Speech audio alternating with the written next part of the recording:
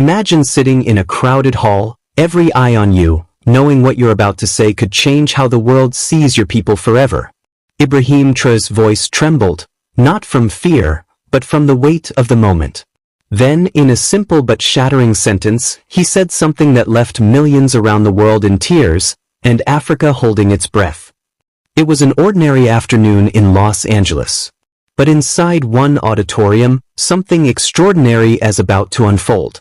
Michelle Obama had taken the stage, her presence commanding yet comforting. A global leadership summit had drawn some of the world's most influential voices, and the former First Lady of the United States was among the most anticipated speakers. With every word, she inspired. With every pause, she invited reflection. She spoke of global unity, climate justice, education for all, political reform in developing nations. The audience listened intently, applauding and nodding. And then she turned a page. The name of a small West African nation emerged. Burkina Faso, she said, her voice steady, eyes reading carefully. She adjusted her glasses. Under the leadership of Ibrahim Traoré, we've seen some impressive strides, yes. But also, cause for concern. There was a hush. While the world applauds progress, we must always question power. Transparency. Accountability. Are these changes truly empowering the people, or are they simply consolidating control? The audience listened. Some applauded. Others furrowed their brows. Around the world, screens lit up with debates, commentaries, and hashtags. Meanwhile, thousands of miles away, a different reaction was unfolding. President Ibrahim Traoré sat in his office, watching the broadcast. No aides stirred. No phones buzzed. Only the voice of Michelle Obama carried through the room. When it ended, he did not react with anger or frustration. His response was still. Then finally he spoke. Prepare a response, he said to the small group around him. But not to defend. To clarify.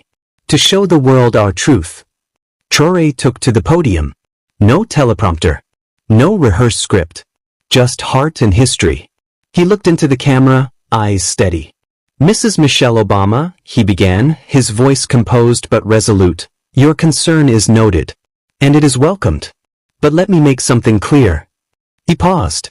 Our movement is not about grasping power. It is about reclaiming dignity.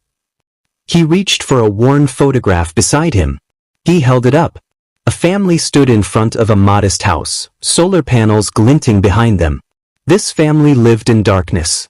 Now their children study under light. This isn't power. This is justice. He continued, unwavering. Yes, we face challenges. Corruption. Instability. But these did not begin yesterday. These are the scars of colonial legacy and decades of external control.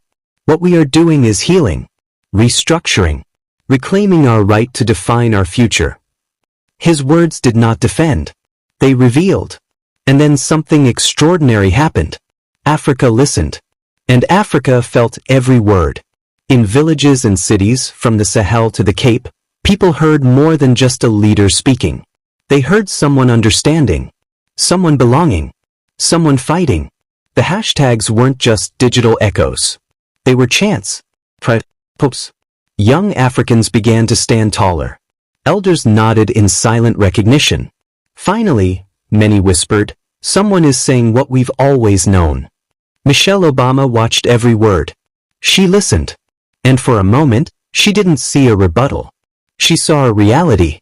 In a later interview, she reflected on the moment. I underestimated the context, she admitted, her voice sincere. President Traoré's response was honest. It moved me. We must listen before we judge. And we must remember that dignity looks different from where you stand. Her humility was praised. But the world's eyes remained on Africa. Scene transitions to a rural school in Burkina Faso.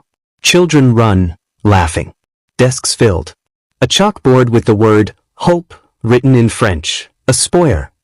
Weeks after the press conference, President Traoré visited a small school built through the New Development Fund. A young girl walked up to him, shyly. In her hands was a crumpled drawing. A house. A sun. A smiling stick figure holding a book. I can dream now, she said softly. He knelt beside her and smiled. "Good," he replied. "Never stop dreaming." That moment said more than any speech. Because at its core, leadership is not about policy. It is about possibility.